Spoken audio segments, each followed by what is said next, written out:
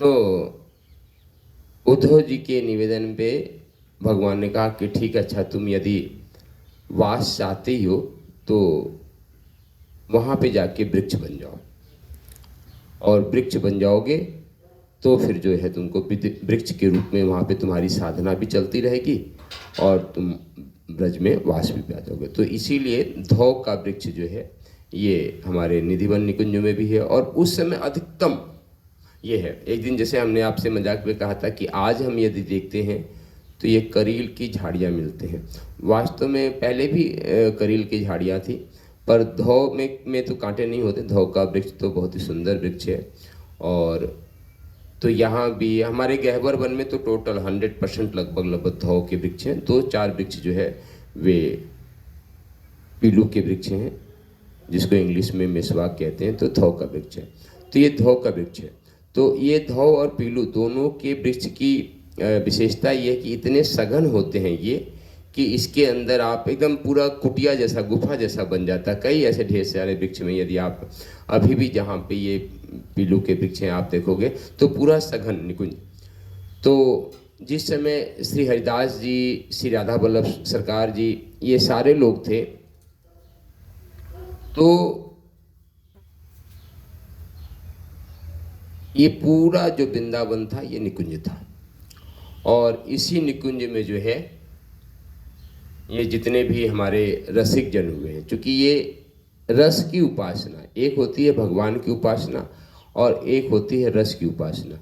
तो वृंदावन जो क्षेत्र है ये रस की उपासना का क्षेत्र है। रस की उपासना का क्षेत्र, इसमें भी कई होता है निकुंज लीला, अंतः निकुंज लीला जो है। तो इसमें अगर लीला के भी कई क्रम हैं, और जैसे जैसे जिसकी पात्रता होती है वह भगवान की उस अंतर लीला में जो है प्रवेश करता है।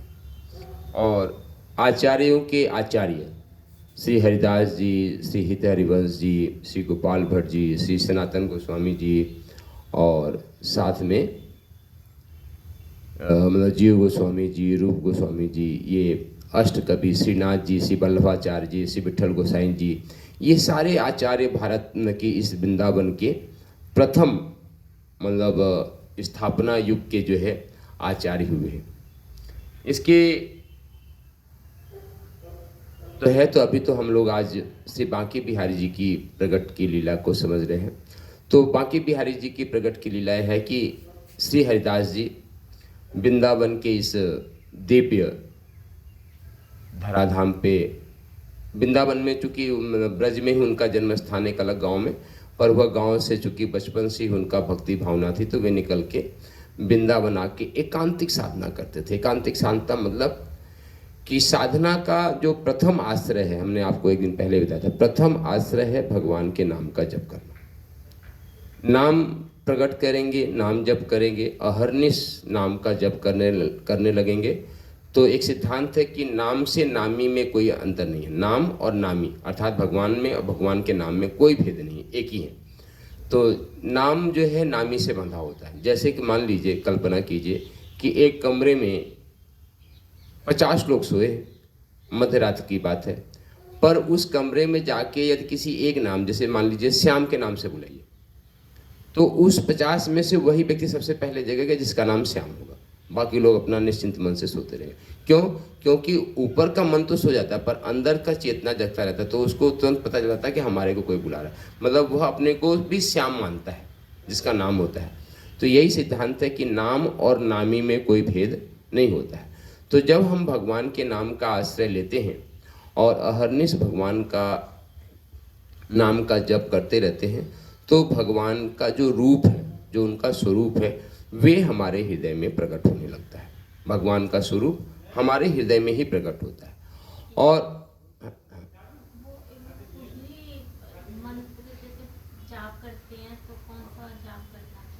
हाँ, ये बहुत ही सुंदर सा प्रश्न है कि किस मंत्र का जाप करना चाहिए। चलिए, इस प्रश्न का जवाब अभी हम आपको दे देंगे। वास्तव में चलो यहीं पे दे देते कि हमेशा देखिए, भारतीय सनातन सिद्धांत की यदि आप देखेंगे तो गुरु के बिना मतलब साधना आपकी कभी फलित नहीं होती। और सारे शास्त्रों को पढ़ लीजिए, कई बार लोग इस पे चर्चा परिचर्चा खूब करते हैं, पर वह खोपड़ भंजन के अलावा कुछ नहीं है। मतलब खोपड़ भंजन मतलब खोपड़ी मारने के अलावा कुछ नहीं है, क्योंकि हमेशा भारतीय सनातन परंपरा में इसीलिए गुरु को सबसे ज़्यादा महत्व दिया गया है। गुरु कृपा ही केवलम और गुरु बिन होए न ज्ञान, कि गुरु के बिना जो है हमारे को कभी भी ज्ञान नहीं होता, और किसी एक व्यक्ति को भी गुरु के बिना आज तक भगवान ने दर्शन नहीं दिया है। मतलब एक भी कोई व्यक्ति यह उदाहरण नहीं दे सकता कि गुरु के बिना हमको भगवान मिल गया। गुरु ही भगवान का रास्ता प्रशस्त करते हैं।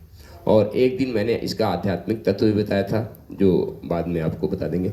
तो गुरु है, और गुरु को जब हम गुरु के सानिध्य में सत्संग करते हैं तो गुरु आपकी रुचि अभिरुचि को देखते हुए वह जो मंत्र देता है, गुरु मंत्र को ही हमेशा जप करना चाहिए। जो आपका प्रश्न है, तो आपके प्रश्न का एकमात्र उत्तर है कि गुरु चूंकि तत्वदर्शी होता है, दिव्यदर्शी होता है, वे आपकी अभिरुचि को देख लेता है, फिर आपकी अभिरुचि के अनुसार वह आपको एक मंत्र देता है, और हमेशा उसी मंत्र का जप करना चाहिए, उसी नाम का जप करना चाहिए। और जब तक हम गुरु दीक्षा नहीं लिए हैं तब तक आप भगवान श्री कृष्ण का नाम जप करो, श्री राम का नाम जप करो, श्री के साथ श्वास लो, राम के साथ श्वास, श्री राम जप कर सकते हैं, श्री कृष्ण जप सकते हैं, राधा राधा जप कर सकते हैं। पर यह है कि गुरु के मंत्र से एक लाइन का इसका जवाब है कि जो गुरु मंत्र मिले वही आपको। और यहाँ पे अभी हरिदास जी की कथा में भी, बांके बिहारी जी की कथा में भी ये बात आपको मिल जाएगी कि कितना निष्ठा है गुरु के प्रति।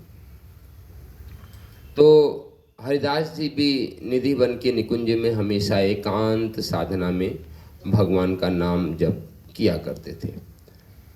श्री कृष्ण श्री कृष्ण श्री कृष्ण है ना हरिदास जी का। अब तो उनके द्वारा दिया हुआ नाम भक्त जप करते हैं, है ना। तो अहरनिश भगवान का ध्यान करना, उनका जप करना, और उनका आहार मात्र 3 तोला जो है चना हुआ था। चना 3 तोला चना भिगो के वही पाया करते थे। हरिदास जी का यही खुराक था, मतलब सूखा चना, मतलब कि चना खा के जो है वे अहरनिश भगवान की लीला में जो है मग्न रहा करते थे। तो हमने एक सिद्धांत बताया कि जब आप नाम जप करते रहते हो, अहरनिश नाम जप करते करते भगवान का रूप आपके हृदय में प्रकट हो जाता है। जब भगवान आपके हृदय में प्रकट हो जाएंगे तो निश्चित है वे कुछ लीला भी करेंगे, फिर आपके हृदय में लीला भी प्रकट हो जाती है, और लीला प्रकट होने के साथ फिर आपका हृदय ही धाम बन जाता है, और जिस स्थान पे आप रहते हैं वहाँ भी धाम बन जाता है। तो उसी तरीके से श्री हरिदास जी एकदम भगवान की लीला में डूबा रहा करते थे, और उसी समय धीरे धीरे अन्य भी संत जन जो है हरिदास जी के शिष्यत्व ग्रहण करके वे साधना करना शुरू कर दिए थे, भगवान के नाम जपना शुरू कर दिया करते थे। और जिस समय की बात है उस समय हमारी यमुना महारानी जो है एकदम निर्मल स्वच्छ, मतलब एकदम कांच की तरह साफ के नीचे की आप सारी चीज़ें ज़मीन पे देख लें, एकदम सुंदर निर्मल कलकल नीलाद करते हुए जो है बहती थी। तो निर्मल जल था, तो उस समय यमुना महारानी का सेवन करना, मतलब उसी में स्नान करना और उन्हीं के जल का पान करना, सारे जितने भी वृंदावन के साधक थे उनका एकमात्र आश्रय भी यमुना महारानी ही थी। तो यमुना महारानी का सेवन करना, उन्हीं के जल का पान करना और उन्हीं के जल में स्नान करना, और सुंदर जो है निकुंज में अपना वास करना, भगवान का जप करना। इस तरीके से कहानी जो है चलती गई। हरिवंश जी अपने शिष्यों के संग भगवान की लीलाओं का गुणगान करते हैं। तो अब इसमें प्रकट की 2 लीला आती है, चूँकि समय के साथ में है, कि एक बार जब निधिवन राज्य में जो है हरिदास जी प्रवेश करें तो एक निकुंज मतलब जो पूरा झुंड था धौ के वृक्ष का, वहाँ पे जाएं और बहुत ही श्रद्धापूर्वक जो है साष्टांग दंडवत किया करते थे। ये प्रतिदिन का नियम था कि श्री हरिदास जी आएँ और एक निकुंज को साष्टांग दंडवत प्रणाम करके फिर वहीं बगल में बैठ जाएं। तो सारे शिष्यों को बड़ा आश्चर्य होता था कि जब गुरुदेव आते हैं तो एक ही कुंज को जो है प्रणाम क्यों करते हैं, सभी को प्रणाम क्यों नहीं करते। पर गुरु शिष्य की अपनी कुछ मर्यादा होती है, तो बाकी शिष्यों को जो है उनको पूछने की हिम्मत ही नहीं पड़े, वे पूछे नहीं, क्योंकि मर्यादा है। और क्योंकि जिसको हम गुरु मानते हैं तो वे आपकी सभी मन की भावनाओं को जानता है, वे अपने आप उत्तर मिल जाता है। और बहुत से उत्तर जो है ना, संतों से जानना हो तो आप उनके साथ से बैठो, आपके ढेर सारे प्रश्नों के उत्तर का अपने आप जवाब मिल जाता है। पर यहाँ भी ये हुआ तो सारे संतों के बीच में जो हरिदास जी के भक्त थे, उनके मन में प्रसंग चल ही रहा था कि एक ही निकुंज को क्यों करते हैं। तो सभी शिष्यों ने, जो प्रधान शिष्य थे जिनका नाम था विपुल विट्ठल जी जो है, वे हरिदास जी के प्रधान शिष्यों में से थे और बहुत अच्छे साधक थे। तो सभी शिष्यों ने मिलके विपुल जी से कहा कि आप तो गुरुदेव के बहुत निकट हो, गुरुदेव भी आपको बहुत प्रेम करते हैं, तो आप गुरुदेव से ही पूछो कि आप उसी कुंज को जो है बहुत ज़्यादा क्यों सम्मान देते हैं, उन्हीं को आप दंडवत प्रणाम करते हैं। बाकी प्रेमी तो सभी कुंज हैं, कुंज मतलब सभी लता पता जितने भी हैं सभी यहाँ पे ऋषियों के स्वरूप हैं, पर आप एक ही को क्यों प्रणाम करते हो। विपुल विट्ठल जी भी ने अपने साथियों का जो है, गुरु भाइयों का प्रश्न सुना, बोला ठीक है मैं प्रयास करूँगा। तो गुरु शिष्य की मर्यादा होती है, तो उस दिन भी जो है हरिदास जी गए और उस निकुंज लील को जो है अच्छे से साष्टांग दंडवत प्रणाम किए। उस दिन जो हरिदास जी बहुत प्रसन्न और बहुत आनंद में थे। और जब किसी से कुछ मांगना हो, पूछना हो, तो ये नियम है कि जब वह आनंद में हो, प्रसन्न में हो, तो उससे आप उस समय कोई चीज़ मांगेंगे तो संभावना बनती है कि आपको मिल जाएगा। जब वह थोड़ा सा सामान्य अवस्था में हो तो मांगे तो ना के होने की भी संभावना होती, पर वह जब प्रसन्न हो तो आप जो कहते हैं तो वह बात मान लेता है। तो वैसे उस दिन भी जो है हरिदास जी पूरे उल्लास में, पूरे भावावेश में, पूरे आनंद में थे। और जैसे ही जाके बैठे तो विपुल जी ने पूछ ही लिया कि सरकार ये बताइए कि उस निकुंज में ऐसा क्या रहस्य है कि आप वहाँ पे प्रतिदिन इतने श्रद्धावान हो के आप वहाँ पे साष्टांग दंडवत प्रणाम करते हैं। तो उस दिन भी हरिदास जी पूरे आनंद में थे। तो उन्होंने कहा अच्छा बस इतनी सी बात है, तो हमारे श्रीमुख से इसका उत्तर क्यों जानना चाहते हो, तुम जाके देख ही क्यों नहीं लेते, जाके देखो कि निकुंज में क्या हो रहा है। और हम आपको बताएं कि जो गुरु वाक्य होता है वह बहुत महत्वपूर्ण होता है। गुरु की सामर्थ्य पे, गुरु पे विश्वास करना जो है ये बहुत महत्वपूर्ण बात है। इसी में एक अंतर कथा आपको सुनाते हैं कि गुरु के प्रति आपकी आस्था और आपकी श्रद्धा कैसी होनी चाहिए। और एक चीज़ यहाँ पे और बताते हैं आपको, दो बातें एक साथ छिपी हुई हैं कि आजकल चूँकि लोग बुद्धिमान ज़्यादा हो गए हैं, उंगली उठाते हैं। वास्तव में चमत्कार जो होता है ना, वे गुरु मूर्ति में किसी व्यक्ति में वह चमत्कार हो चाहे नहीं हो, चमत्कार आपकी अपनी श्रद्धा और आपकी अपनी निष्ठा में होता है। यदि आपकी श्रद्धा, आपकी निष्ठा पूरा 100% है तो आपको आपके जीवन में गुरु भक्ति में, भगवत भक्ति में ढेर सारा चमत्कार देखना पड़ेगा। ऐसे ही एक कथा आती है कि एक बार एक गुरु जी थे, जैसे यहाँ पे हरिदास जी अपने शिष्यों के साथ में हैं और विपुल विट्ठल जी हैं, वैसे ही एक गुरु जी थे अपने कई शिष्य विद्यार्थियों के साथ जो थे कहीं पर प्रवास कर रहे थे। उन्होंने बारी बारी से शिष्यों को बुलाए और एक काम सौंपे और सभी शिष्य बहाना बना के चलते बने। एक शिष्य आया, उससे भी वही काम बोला और काम ये था कि बोले कि बेटा ये हमारी धोती लो, अचला लो और इसको जाओ बगल के तालाब से धो के, और धोने के बाद इसको धूप में सुखा के जल्दी से ले आओ, कहीं चलना है। और जैसे ही गुरुदेव ने उस शिष्य को बुलाया, कहा कि बेटा ये हमारा अचला लो, तालाब में जाओ, धुलो और धुल के जो है धूप में सुखा के लेके आओ और कहीं चलना है। वे शिष्य ने कपड़ा लिया और कपड़ा लेने के बाद गया, तालाब में धुला, तालाब में धुल के बगल में धूप में सुखाया, और धूप अच्छी हो तो वे जल्दी से सूख जाते फैला के, और ला के गुरुदेव को समर्पित कर दिया, दे दिया, लो गुरुदेव धो के ले आए हम सुखा के। गुरुदेव को भी आश्चर्य हुआ कि बेटा इतनी जल्दी तुम सुखा के ले आए। बोला हाँ गुरुदेव, क्या करना था, आप गए तालाब में धुला और बढ़िया धूप खिली हुई थी, धूप में डाल दिया और सूख गया, ला के आपको दे दिया, हो गया काम। बोले अच्छा, बाकी शिष्य तो नहीं किया, जाके एक बार बाहर देख के आओ तो क्या है। जब वह शिष्य बाहर जाके देखता है तो अमावस्या की घनघोर रात और झमाझम बारिश हो रही है ना। तो भागा भागा, गुरुदेव बाहर तो एकदम अंधेरा रात है, लग रहा है कि अमावस्या और झमाझम बारिश हो रही है। तो बोले, गुरुदेव कह रहे हैं कि बेटा यही तो मैं जानना चाहता हूँ कि अभी तो आज अमावस्या है और मध्य रात्रि की बेला है, तो तुम इसको तालाब में कैसे ले गए, कैसे धूप में सुखा कैसे ले आए। कहा गुरुदेव हमारे को तो इससे मतलब नहीं, मुझे तो आपकी वाणी पे विश्वास है, आपने कहा कि बेटा ले जाओ तालाब में धुलो और इसको धूप में सुखा के जल्दी ले आओ, कहीं चलना है। तो हमने तो आपकी वाणी पे विश्वास किया, गए और वैसे वैसे मुझे परिस्थितियाँ मिली। उस समय तो न तो अंधेरी रात थी, न तो बरसात थी, न तो कुछ थी। हम गए हैं तो पूरा धूप था और सुखाया है और धूप में सुखा के ला के दे दिया। तो इस कहानी को सुनाने का मतलब है कि गुरु वाक्यों पे पूरी तरीके से विश्वास, और ये निर्भर करता है सिर्फ और सिर्फ हमारी श्रद्धा और निष्ठा में। तो यही प्रसंग यहाँ पे भी है कि जब गुरु जो है आपको कोई आज्ञा देते हैं या कोई बात करते हैं तो वह आपको सामर्थ्य भी देते हैं।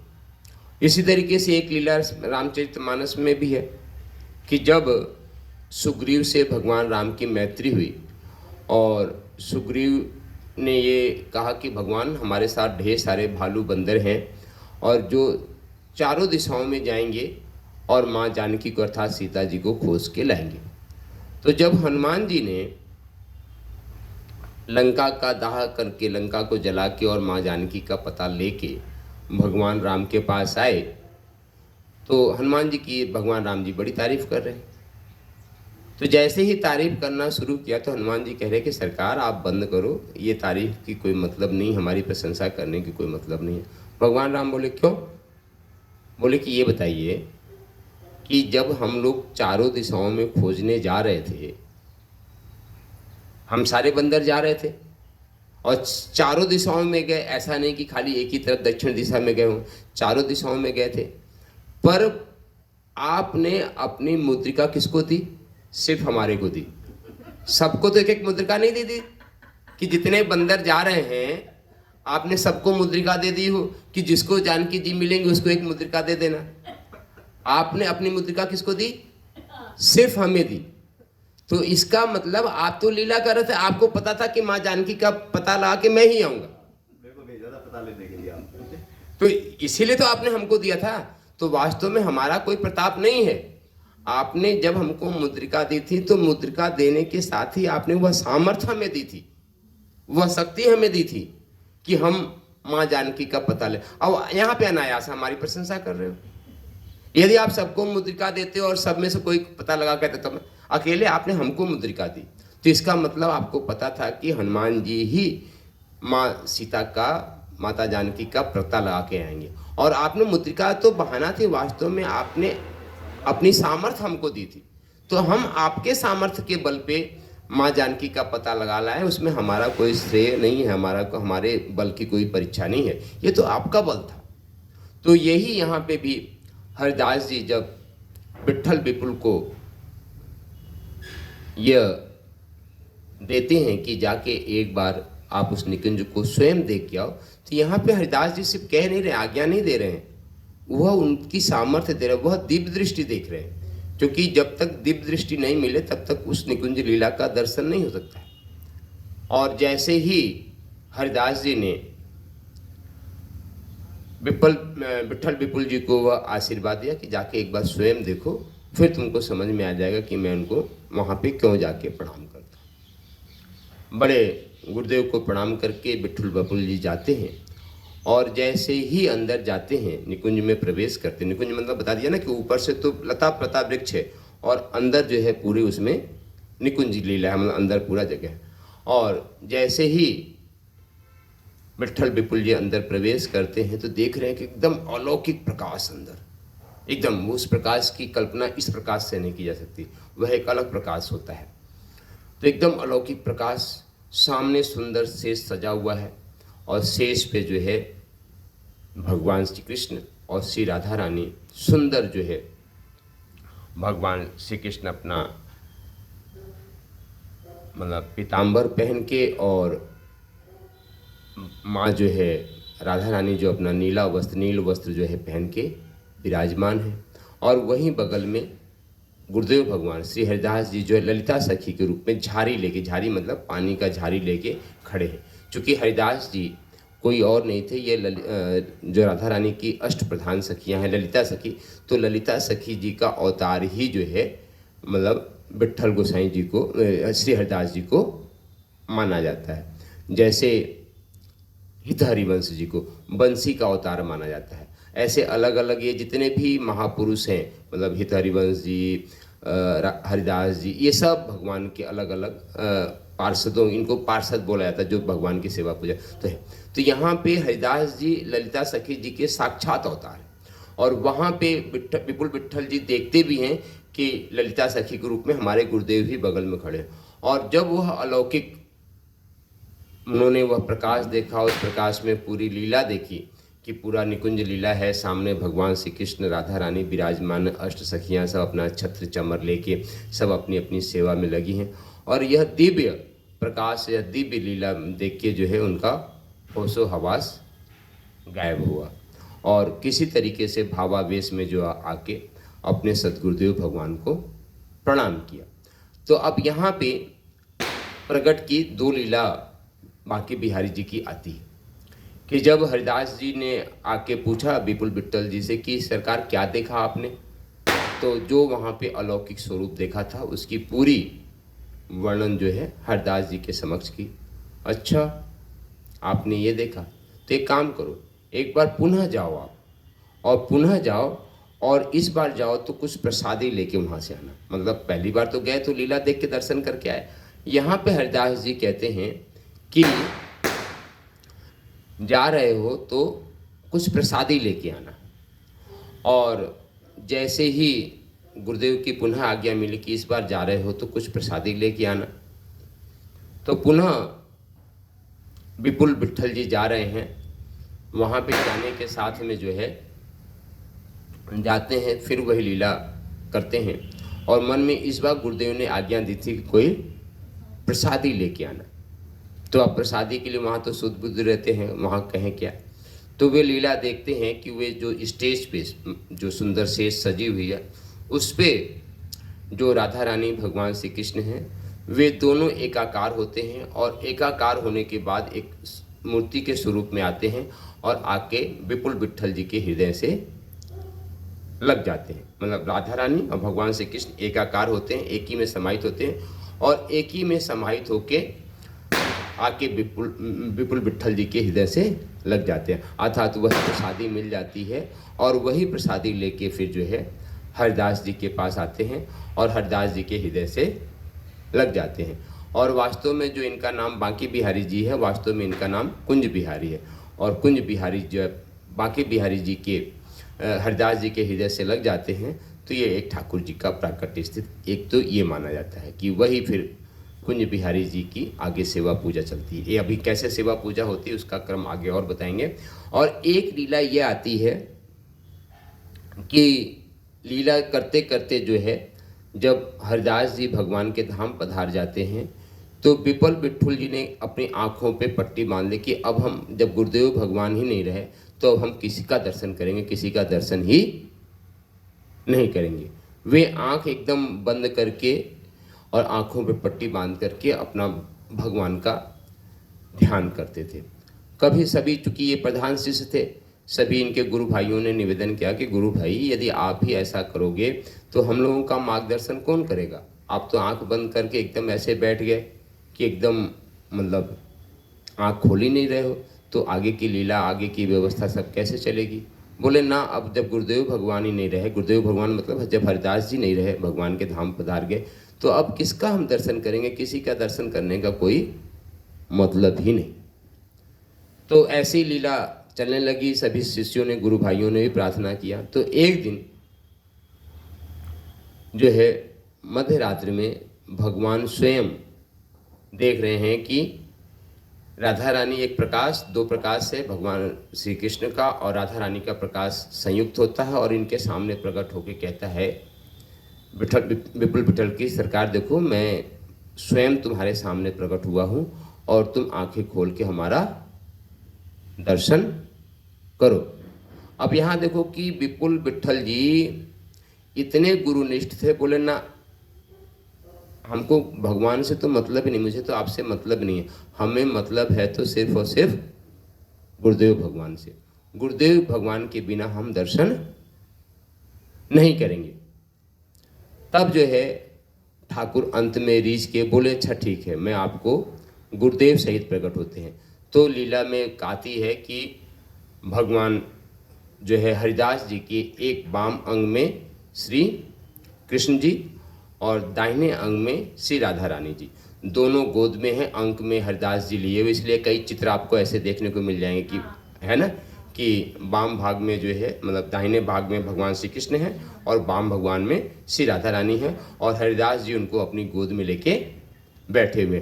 तो जब उनके अंत प्रकाश ये हुआ कि गुरुदेव भगवान स्वयं अवतरित हुए हैं और उनके अंक में एक तरफ भगवान श्री कृष्ण हैं और एक तरफ राधा रानी है।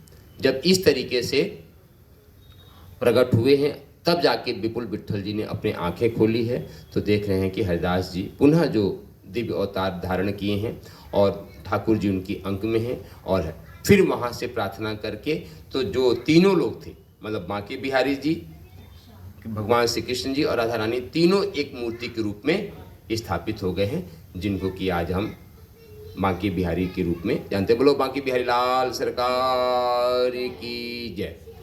तो इस तरीके से लीला चली रही है, पर हम प्रथम पक्ष वाले को ज़्यादा प्रमाणित मानते हैं कि जब विपुल विठल जी प्रसादी लेके आए बांके बिहारी जी के रूप में तो हो गया।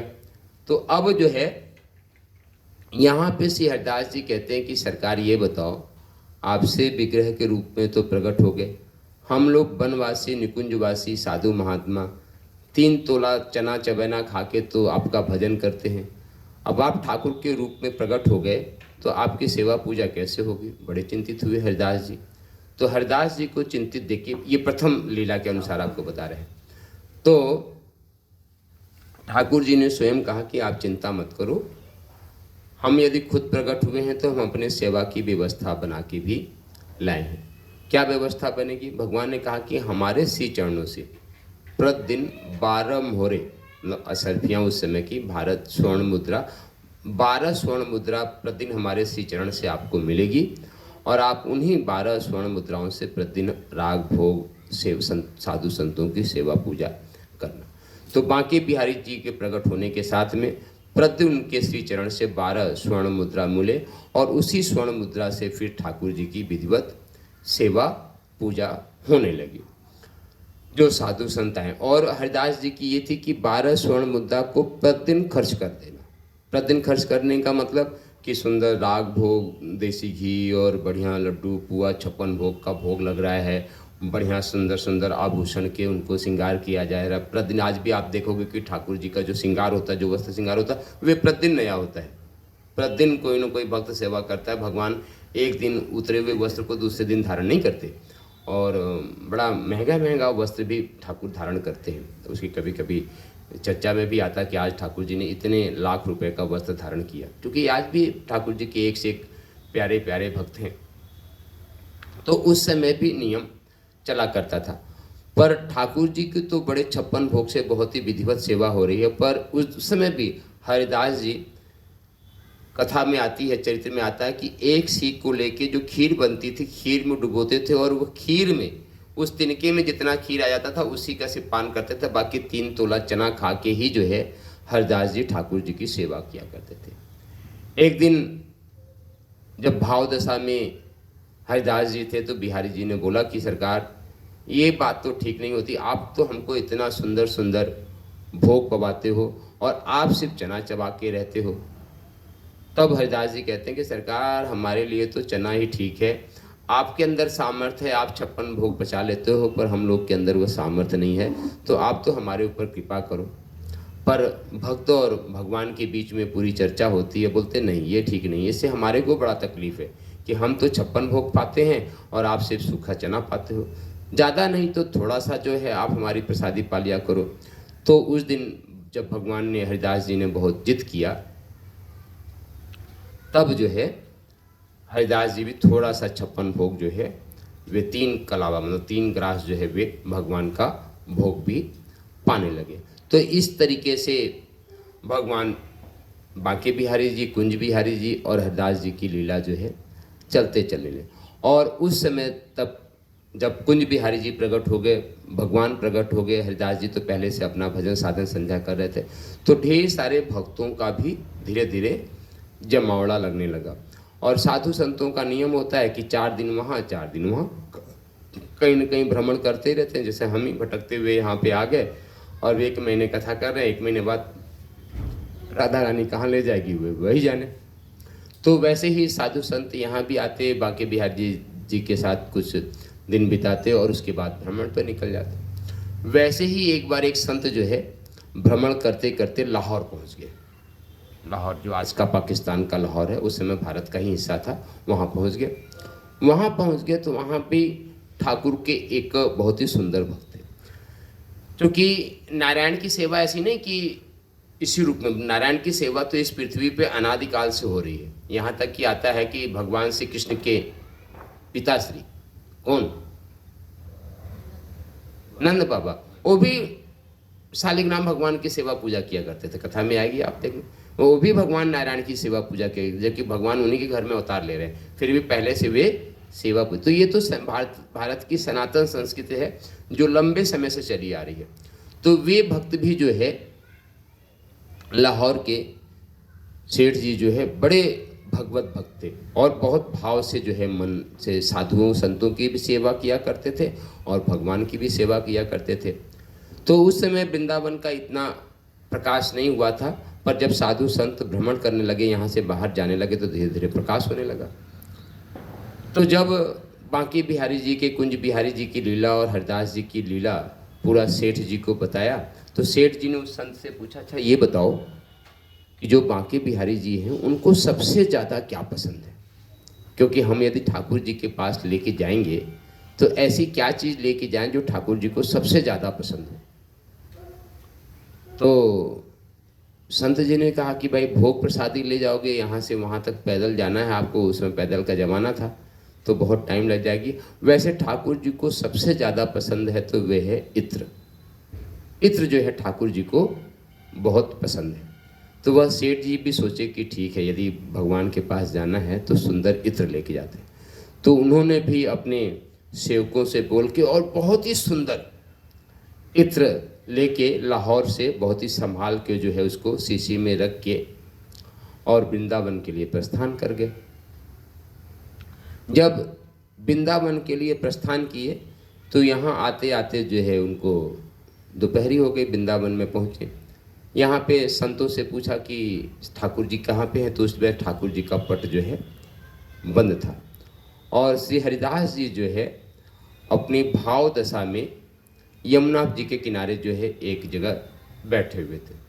और जिस समय हरिदास जी बैठ के कर रहे थे तो यहाँ पे संतों के हृदय में 24 घंटे लीला चलती थी। यदि आप ब्रज के संतों की अंतर की भाव दशा देखोगे तो ऊपर से दिख रहा है कि संत बेसुध बैठे हुए हैं ऐसे, पर उनके हृदय में एक से एक दिव्य लीला चलती रहती थी और उस लीला को कोई बिरला ही समझ पाता था। तो वैसे ही वह सेठ आया और उसके मन में तो चटपटी लगी हुई थी कि भगवान के दरबार में कब पहुँचे और कब यह सुंदर इत्र जो है भगवान के श्री चरणों में समर्पित करें। चूँकि वह बड़ा सहेज से, और लाहौर यहाँ थोड़ी ना, लाहौर बहुत दूर है, वहाँ से लेके आया था। और वहाँ पे हरिदास जी यमुना पुलिन के किनारे सुंदर भाव दशा में बैठे हुए, और जिस भाव दशा में वे बैठे थे तो उस समय सुंदर बसंत ऋतु थी। बसंत ऋतु मतलब होली का समय। बसंत ऋतु का जो होता है वे पूरा होली का समय है। और आपको पता होना चाहिए कि वृंदावन में आज भी जो होली होती है वह 40 दिन की होती है।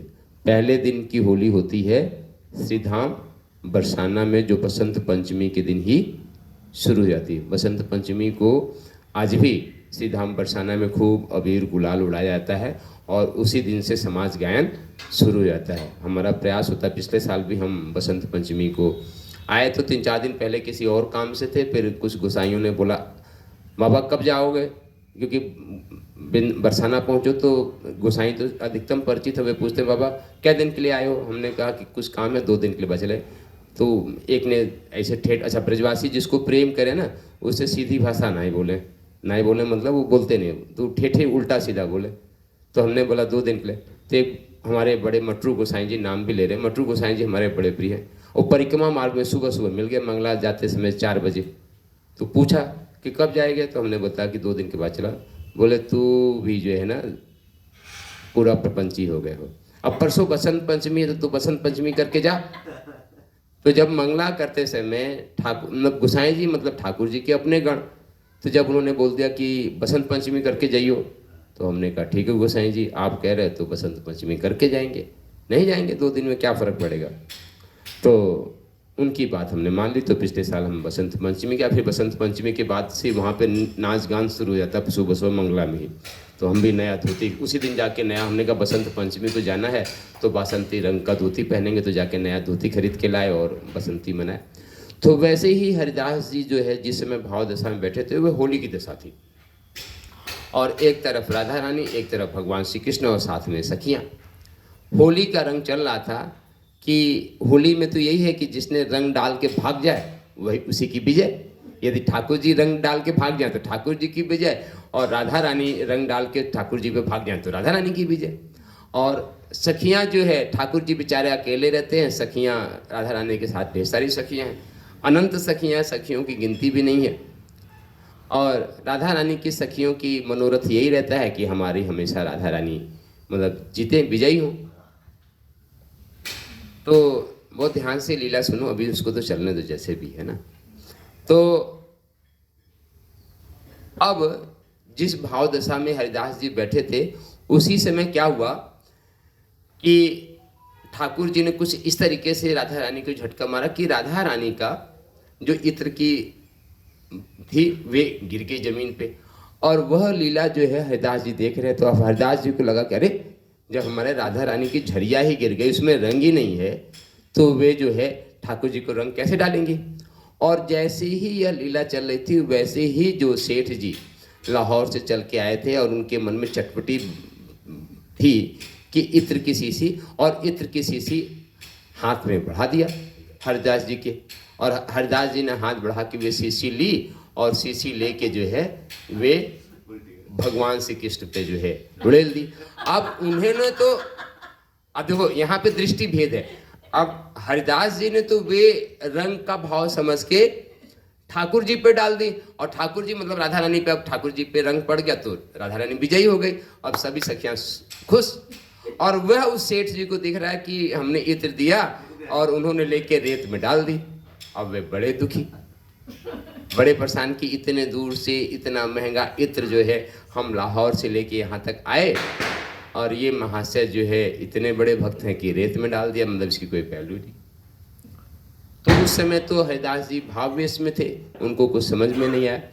पर भाव की दशा से कुछ बाहर आना, देखिए भाव दशा जो है बहुत ही गंभीर है, और जब कोई व्यक्ति पूरी तरीके से भाव दशा में होता है ना तो उसकी शुद्ध बुद्धि शब्द सब गायब रहती है, न तो कुछ बोल सकता है न तो कुछ कर सकता है। यहाँ तक कि अर्धवाय दशा में है तो भी वाणी मुखरित नहीं होती। वह भाव दशा तो ठाकुर जी प्रेरणा करें, कभी आपको अवसर मिले तो है, तो वाणी निकलती ही नहीं, वाणी एकदम अवरुद्ध हो जाती है। पर कुछ देर के बाद जब हरिदास जी बहिर्मुखी चेतना में आए और वहाँ पे देखे कि एक व्यक्ति बैठा हुआ है और उसका मन थोड़ा सा मलिन है, मतलब थोड़ा सा दुखी है। तो जब हरिदास जी, वो तो भगवान के पार्षद ही भगवान के स्वरूप है, तो उन्होंने देख लिया कि यह क्यों दुखी है। इत्र की शीशी जो है रेत में चली गई, इतना महंगा इत्र था, तब जो है इस कारण से शायद ये दुखी है, ऐसा हरिदास जी को समझ में आ गया। तब उन्होंने वहाँ पे 2-4 शिष्य, चूँकि हरिदास जी अकेले तो रहते नहीं थे, तो उनके साथ 2-4 शिष्य बैठे रहा। फिर उन्होंने एक शिष्य को बोला कि एक काम करो, सेठ जी को ले जाओ और ले जाके निकुंज वन में सरकार के बाकी बिहारी कुंज बिहारी जी के दर्शन कराओ। और जैसे ही एक भक्त जो है, मतलब गुरु भाई जो है, उनका भक्त जो है, उस सेठ जी को जाके कुंज बिहारी जी के दर्शन कराता है, निधिवन राज का दर्शन कराता है। तो जैसे ही वह निधिवन में प्रवेश किए तो क्या देखते हैं कि पूरा निधिवन उसी खुशबू से महक रहा है जो इत्र वहाँ से लेके आए थे। और जैसे ही उसने ठाकुर बांके बिहारी जी को प्रणाम किया तो देख रहा कि बांके बिहारी जी उसी इत्र से एकदम नहाए पड़े, मतलब पूरा इत्र जो है उन्हीं पे पड़ा। बिहारी जी एकदम उससे तरबतर है। तब जाके जो है उसको यह दिव्य लीला समझ में आई। तब उसने बांके बिहारी जी के और श्री हरिदास जी की दिव्यता को समझा कि यह कोई सामान्य पुरुष नहीं है, यह तो भगवत प्राप्त साक्षात भगवान के श्री विग्रही। ऐसे अन्यान एक दो लीला नहीं है, यानी कितनी लीला जो है भगवान के साथ में श्री हरिदास जी की श्री भक्तों के साथ है। ऐसी ही एक लीला आपको सुनाया जो परसों हम आपको परिक्रमा में सुना रहे थे कि अकबर के जो नवरत्नों में से थे, एक थे तानसेन। और तानसेन बहुत ही अच्छा संगीत गाया करते थे। और उस समय के जो संगीतकार थे वे पूरा प्रकृति को अपने बस में किया करते थे। जैसे तानसेन ही थे तो उन्होंने पृथ्वी, जल, अग्नि, वायु, आकाश, इन सभी को जो है अपने बस में किए एक सुंदर राग को गायन किया करते थे। तो एक बार तानसेन जी जो है सुंदर कोई राग मल्हार में उन्होंने गाना शुरू किया और सुन के जो है अकबर एकदम मस्त हो गया, क्योंकि अकबर जो है संगीत का बहुत बड़ा पारखी था, बहुत मतलब प्रेम था संगीत से उसको। तो वह तानसेन से कहता है कि तानसेन, हमको तो नहीं लगता कि तुमसे अच्छा इस धरती पे कोई गाने वाला होगा। तुम्हारे राग में जो है, तुम्हारे गायन में एक अलग प्रकार की मधोसी है। तो उसी समय चूंकि यमुना जी के किनारे ही रहते थे, मतलब अकबर जी, यमुना पुलिन का किनारा था, तो यमुना जी में तानसेन ने एक उंगली डुबाई और उंगली डुबाने के बाद जब निकालोगे तो बूंद से जल टपकता है। तो बूंद से जल टपका तो तानसेन कहते हैं कि सरकार, मेरा जो गायन है ना वे इस बूंद के समान है, और पर जो हमारे गुरुजी है ना वह इस पूरे अथाह जल की तरह है, उनका गायन आप सुनोगे तो। बोले तुम्हारे कोई गुरुजी भी हैं? बोला हाँ सरकार, गुरुजी भी हैं, और उनके गायन की तो हम क्या ही वर्णन करें। तो अकबर ने कहा कि हमको भी सुनवाओ।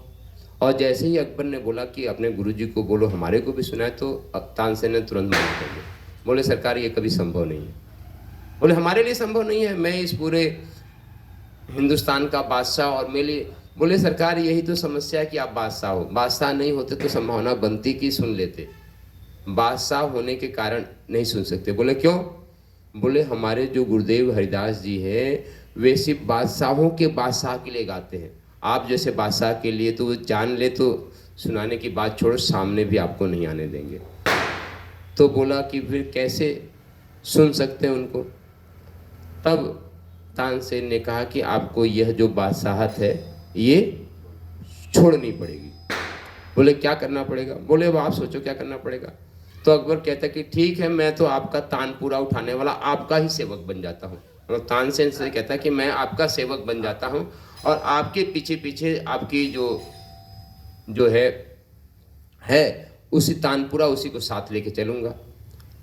और ठीक है, दूसरी शर्त बोला कि ये भी नहीं है कि वहाँ गए और गुरुदेव भगवान ने आपको स्वयं कुछ सुना दिया, इंतजार करना पड़ेगा वहाँ पे रह के। बोले कोई बात नहीं, जब कुछ विशेष चीज़ पाना होता है तो इंतजार भी कर लेंगे। तो दोनों की बात हो गई और होने के बाद जो है तानसेन के पीछे पीछे अकबर जो है एक सामान्य वेश बना के और तानपुरा लेते लेते जो है आ गए वृंदावन। चूँकि वहाँ से यहाँ तक आने में कोई बड़ी बात तो है नहीं, पहुँच गए। और पहुँच गए तो तानसेन ने गुरुदेव भगवान को प्रणाम किया, सब कुछ प्रणाम किया। एक दिन बीत गए, 2 दिन बीत गए। अब युक्ति सोच रहा था किसी तरीके से गुरुदेव भगवान कुछ गा दें और ये वहाँ से सुन ले और हम लोग यहाँ से विदा हो। तो गुरुदेव भगवान का कोई भाव ही नहीं जग रहा है। तब एक दिन तानसेन ने क्या किया, राग मल्हार को गाना शुरू किया, थोड़ा सा गलत उल्टा पुल्टा जो है गाना शुरू किया। तो जब तानसेन ने गलत गाना शुरू किया, अब कोई दूसरा तो समझ में आता नहीं, पर यदि गुरु के सामने कुछ गलत गाओगे तो गुरु आपको टोक देगा। तो गुरुदेव ने डांट दिया कि कि तुम आज कहाँ पे खोए खोए से हो, क्यों उठपटांग गा रहे हो। तो तानसेन ने विनम्रतापूर्वक कहा कि सरकार मुझे तो यही आता है, जो मुझे आ रहा है मैं गा रहा हूँ, यदि आपको सही सिखाना है तो सही आप गा दो। अब बहाना मिल गया। तो जब शिष्य निवेदन करे तो गुरु जी है जब गाने लगे, और जब गुरुदेव ने राग मल्हार गाया तो राग मल्हार गाने का मतलब कि उस समय पूरे बादल, काले काले बादल और पूरा जो है श्रावण का माहौल बन गया।